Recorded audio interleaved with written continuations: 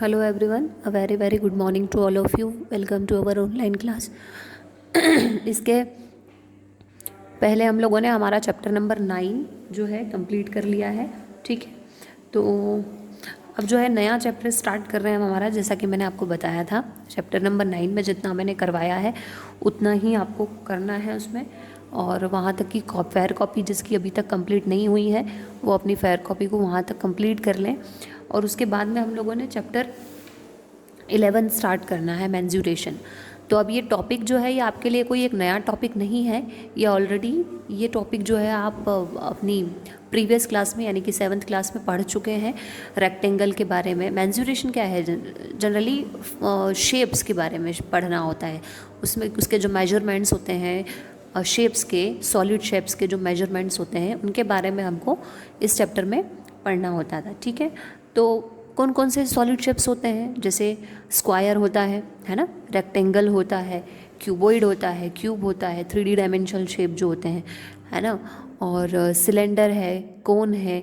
ये इस टाइप के जो शेप होते हैं, शेप के बारे में आपको अच्छे से नॉलेज है, शेप के बारे में आपको अच्छे से बता दिया गया था ऑलरेडी।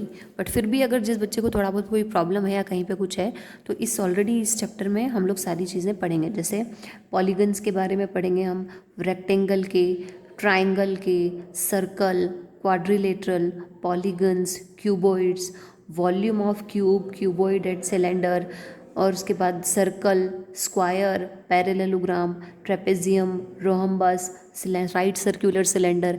इन सारे शेप्स के बारे में हमको इस चैप्टर में पढ़ना है। और ये जो चैप्टर है ये एक फार्मूला ओरिएंटेड चैप्टर है, ठीक है। इसके जो सारे फार्मूलाज होंगे उनके थ्रू हम लोग क्वेश्चंस को सॉल्व करेंगे और उनकी वैल्यूज़ फाइंड आउट करेंगे, चाहे वो एरिया हो, चाहे वो पेरीमीटर हो, जो भी है। तो जैसा इसका थोड़ा बहुत इंट्रोडक्शन हम आज समझ रहे हैं, इसलिए मैं इंट्रोडक्शन वीडियो बना रही हूँ पहले। तो पहले प्रीवियस क्लास का एक थोड़ा सा रिव्यू कर लेते हैं कि प्रीवियस क्लास में हम लोगों ने क्या क्या पढ़ा था। तो पहले हम लोग सबसे पहले हम बात करें रेक्टेंगल की। रेक्टेंगल पढ़ा था, रेक्टेंगल का क्या होता है, पेरीमीटर होता है, और रेक्टेंगल का एरिया होता है। जैसे ये एक रेक्टेंगल बना हुआ है, ये जो अंदर स्पेस ऑक्यूपाइड किया गया है इस शेप के through, that is called area. और ये जो बाउंड्री आपको यहाँ पर नज़र आ रही है, ये जो बाउंड्री है ये क्या है, पेरीमीटर। तो ऑब्वियसली लेंथ होती है, ब्रेड्थ होती है, तो पेरीमीटर ऑफ रेक्टेंगल का फॉर्मूला हम लोग क्या, आप लोगों ने पढ़ा होगा, पेरीमीटर ऑफ रेक्टेंगल का फॉर्मूला हम लोग क्या अप्लाई करते थे, 2 इंटू लेंथ प्लस ब्रेड्थ। और रेगुलर, अब ये तो बात हो गई किसकी, रेक्टेंगल की। अब बात करें रेगुलर पॉलीगन्स की, तो रेगुलर पॉलीगन्स, जो पॉलीगन्स क्या होता है, सबसे पहले polygons which have equal sides are known as regular polygons like equilateral triangle and square. जैसे इक्विलेटरल ट्रायंगल और स्क्वायर में इक्वल साइड्स होती हैं। जैसे इक्विलेटरल ट्रायंगल है तो उसकी तीनों साइड्स इक्वल होती हैं, और स्क्वायर है तो स्क्वायर की चारों साइड्स इक्वल होती हैं। वैसे ही पॉलीगन्स की भी सभी साइड्स क्या होती हैं, number of side into length of side. तो perimeter of any regular polygon का, मतलब रेगुलर पॉलीगन का पेरीमीटर का अगर हमको फॉर्मूला चाहिए तो वो क्या बनेगा, number of sides into length of side. अब यहाँ पे हमारे पास में जैसे स्क्वायर की बात करें तो पेरीमीटर ऑफ स्क्वायर का फॉर्मूला क्या होता है, 4 into side. Perimeter of equilateral triangle का फॉर्मूला क्या होता है, 3 into side. Perimeter of regular pentagon का फॉर्मूला क्या होता है, 5 इंटू साइड। तो जैसे जैसे शेप होते जाएंगे वैसे वैसे ये जो नंबर है आपका ये चेंज होता जाएगा। जैसे पेंटागन है तो 5 इंटू साइड हो गया, ट्राइंगल है तो 3 इंटू साइड हो गया, स्क्वायर है तो 4 इंटू साइड हो गया। तो ये थोड़ा सा ध्यान रख लेगा, लेकिन ये एक ही कंडीशन में होगा जब आप पेरीमीटर फाइंड कर रहे हैं। एरिया जब आप फाइंड करेंगे तो आपके लिए जो डायमेंशंस होंगे, जो फॉर्मूलाज होंगे वो अलग होंगे, ठीक है। अब हम बात करें अगर एरिया ऑफ रेक्टेंगल की, अभी तक हमने पेरीमीटर की बात की। अब एक और चीज़ का पेरीमीटर देख रहे थे, पेरीमीटर ऑफ सर्कल। तो the perimeter of circle is known as circumference. अब आप ये मत सोचना कि इसके अंदर एक सर्कमफेरेंस नया वर्ड आया है। तो जैसे रेक्टेंगल के अंदर, स्क्वायर के अंदर, ट्राइंगल के अंदर पेरीमीटर होता है, वैसे ही सर्कल के अंदर सर्कमफेरेंस होता है। तो पेरीमीटर और सर्कमफेरेंस एक ही चीज़ है, बस नेम अलग अलग दे दिए हैं कि सर्कल में उसको सर्कमफेरेंस बोलते हैं और रेक्टेंगल, ट्राइंगल, इन सारे शेप्स के अंदर उसको पेरीमीटर बोलते हैं। एरिया तो एरिया ही होता है, चाहे वो रेक्टेंगल के अंदर हो, ट्राइंगल के अंदर हो, सर्कल के अंदर हो या किसी के भी अंदर हो। लेकिन पेरीमीटर की अगर हम बात करें तो सर्कल के अंदर उसको सर्कमफेरेंस कहा जाता है। बात एक ही है, लेकिन सर्कल के अंदर सर्कमफेरेंस और बाकी सारे शेप्स के अंदर उसको पेरीमीटर कहेंगे। तो पेरीमीटर और सर्कमफेरेंस एक ही चीज़ होती है, जैसे जैसे कि बाउंड्रीज वगैरह, ठीक है। अब अगर एरिया की बात करें, एरिया ऑफ रेक्टेंगल, एरिया की बात करें, अभी तक हमने सारे शेप्स के पेरीमीटर्स की बात की, अब हम रेक्टेंगल मतलब एरिया की बात करेंगे। तो एरिया ऑफ रेक्टेंगल का फॉर्मूला क्या होता है? Length into breadth. ये सारे फार्मूलाज वगैरह आप लोग 7th क्लास में पढ़ चुके हैं, बट मैं एक बार फिर से रिवाइज करवा रही हूँ आपको सर। एरिया ऑफ स्क्वायर का फॉर्मूला क्या होता है? Side into side. ये सारे फार्मूला एक बार फिर से आप लोग देखना। उसके बाद में एरिया ऑफ ट्राइंगल का फॉर्मूला क्या होता है? 1/2 into base into height. Area of parallelogram का फॉर्मूला आपको आगे आगे जैसे जैसे आप पढ़ते जाएंगे वैसे वैसे समझ में आता जाएगा, है ना। और एरिया ऑफ सर्कल का ये अभी शेप इसलिए नहीं पढ़ रहे हैं क्योंकि ये भी काम नहीं आएंगे। जब ये काम आएंगे तो मैं आपको इनके बारे में बताऊंगी। अभी सिर्फ हमारे काम में आएंगे रेक्टेंगल, स्क्वायर और ट्राइंगल, और ये सारे जैसे जैसे आगे बढ़ते जाएंगे अलग अलग शेप्स के बारे में हम पढ़ते जाएंगे। एरिया ऑफ सर्कल का पाई आर स्क्वायर होता है, आप सबको पता है। तो ये कुछ नॉर्मल से फॉर्मूले हैं। और ये कन्वर्जन इन एरिया, ये भी आपको फाइंड करना होगा कि 1 मीटर में कितना सेंटीमीटर होते हैं, 1 किलोमीटर में कितने मीटर होते हैं, है ना। 1 सेंटीमीटर स्क्वायर में कितने DM स्क्वायर्स होंगे, ठीक है। उसके बाद क्वाड्रिलेटरल की बात करेंगे, ठीक है। क्वाड्रिलेटरल का शेप मतलब क्या शेप होता है? क्वाड्रिलेटरल में बहुत सी बार आप लोग कंफ्यूज हो जाते हैं कि क्या शेप होता है। तो क्वाड्रिलेटरल का शेप एक 4 साइड्स वाला शेप है। अब 4 साइड्स वाला कोई भी शेप हो सकता है, जो भी शेप हो, आप उसको कितनी भी मेजरमेंट्स लेके कैसे भी बनाओ, लेकिन बस उसकी 4 साइड्स होनी चाहिए। अगर उसकी 4 साइड है मतलब वो क्वाड्रिलेटरल का शेप है। अब क्वाड्रिलेटरल बहुत सारे होते हैं, जैसे पैरेललोग्राम होता है, रोहम्बस होता है ना, और ट्रेपेजियम है। ये सारे क्वाड्रिलेटरल ही हैं। ये सब क्वाड्रिलेटरल अलग से कोई शेप नहीं है। जैसे पैरेललोग्राम एक अलग शेप है, रोहम्बस एक अलग शेप है, लेकिन क्वाड्रिलेटरल अलग कोई शेप नहीं है। क्वाड्रिलेटरल के ही टाइप्स होते हैं ये, ठीक है। जिसमें 4 साइड्स हो वो है आपका क्वाड्रिलेटरल, ठीक है। तो अब जैसे कि ये एक होता है आपका रोहम्बस, ठीक है। एरिया ऑफ रोहम्बस के बारे में पढ़ें तो ये रोहम्बस का शेप होता है क्या? Rhombus is a parallelogram. ये भी एक पैरेललोग्राम है जिसकी ऑल साइड्स आर इक्वल। जैसे स्क्वायर की सारी साइड्स इक्वल होती हैं, वैसे ही रोहम्बस का जो शेप होता है उसकी भी चारों साइड्स क्या होती हैं? इक्वल होती हैं। और ये जो परपेंडिकुलर्स हैं इधर से और इधर से जो डाले हैं, ये एक दूसरे को कट करते हैं, एक दूसरे को बाइसेक्ट करते हैं यहाँ पे बीच में, ठीक है। इसका फॉर्मूला अगर हम देखने जाएँ तो इसका फॉर्मूला होता है एरिया ऑफ रोम्बस का 1/2 इंटू प्रोडक्ट ऑफ डायगोनल्स। ये जो डायगोनल्स आपको नजर आए ना, ये डायगोनल, ये जो बीच में लाइंस होती हैं, इनको डायगोनल्स कहा जाता है। बहुत ध्यान से इस चीज़ को समझिएगा। तो ये जो डायगोनल्स होते हैं, ये इनका दोनों का प्रोडक्ट इंटू 1/2। तो area of rhombus equals to 1/2 into product of diagonals.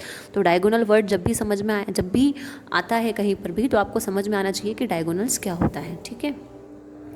अब हम बात करते हैं नेक्स्ट शेप की। हमारे नेक्स्ट शेप जो है हमारा, वो बस इतने ही शेप्स हैं। अभी तो आपके सिलेबस में सिर्फ इतने ही शेप्स दिए गए हैं, तो अभी तो फिलहाल आप इन शेप्स के बारे में ही पढ़ेंगे।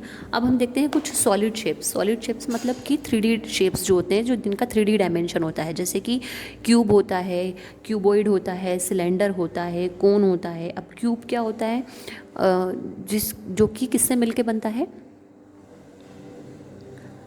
क्यूब जो है हमारा वो स्क्वायर से मिलके बनता है। जैसे स्क्वायर है, स्क्वायर 2D शेप है, लेकिन स्क्वायर का ही 3D वर्जन जो है, स्क्वायर का जो 3D शेप होता है वो क्यूबॉइड होता है। तो ये देख रहे हैं आप यहाँ पे क्यूब, ये क्यूब का शेप है। जैसे कि एक स्क्वायर और दूसरे स्क्वायर को भी वहीं बीच में बनाया, दैट इज़ कॉल्ड क्यूब। तो स्क्वायर का जो 3D वर्जन होता है वो होता है क्यूब। वैसे ही रेक्टेंगल का जो 3D वर्जन होता है वो होता है क्यूबॉइड। क्यूबॉइड भी सेम है, दोनों के शेप सेम होते हैं, लेकिन क्यूबॉइड जो है वो रेक्टेंगल से बनता है और क्यूब जो है वो स्क्वायर से बनता है। बिल्कुल इस बात को ध्यान रखिएगा।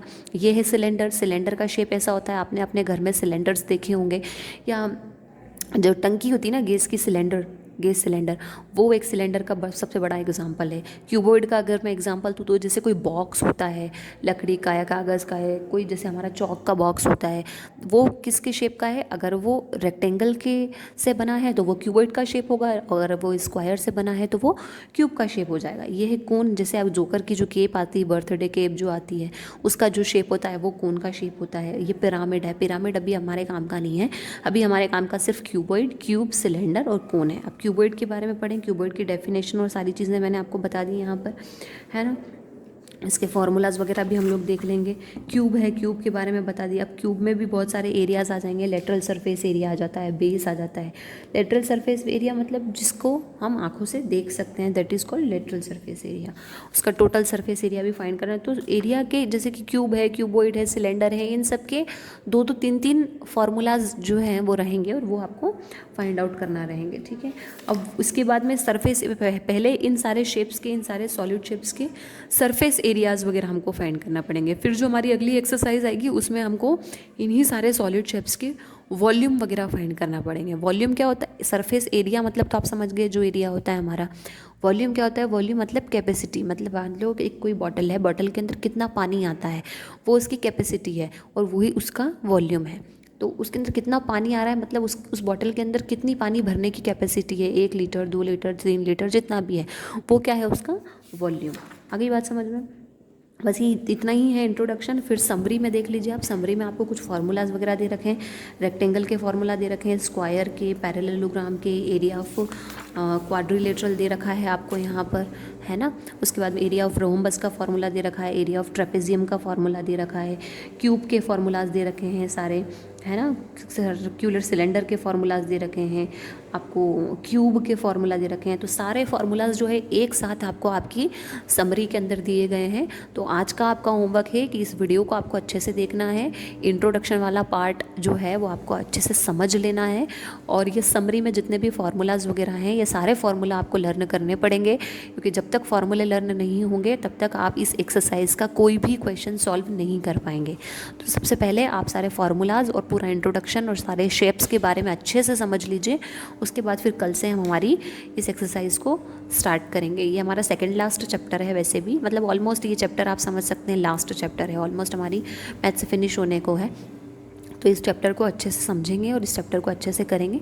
उसके बाद फिर एक लास्ट चैप्टर बचेगा जो कि 2-3 दिन का है, ज्योमेट्री वाला। तो वो तो 2-3 दिन में हमारा कंप्लीट हो जाएगा। लेकिन फ़िलहाल ये वाला चैप्टर है जो कि इम्पॉर्टेंट है, जो कि 9th और 10th में भी आता है आपको। इसलिए ये सारे फार्मूलाज आप पक्के लर्न कर लीजिए ताकि 9th 10th में आपको अलग से फिर से इन फार्मूला को लर्न करने की ज़रूरत ना पड़े। सिर्फ एक बार रिवाइज हमको करना रहेगा, ठीक है। और अगर फिर भी किसी टाइप का कोई डाउट है तो आप मुझे डाउट बता दीजिए, तो मैं लाइव क्लास लेके उसको सॉल्व कर दूँगी। आपका डाउट होगा तो लाइव क्लास भी हो जाएगी, ठीक है। Okay, thank you.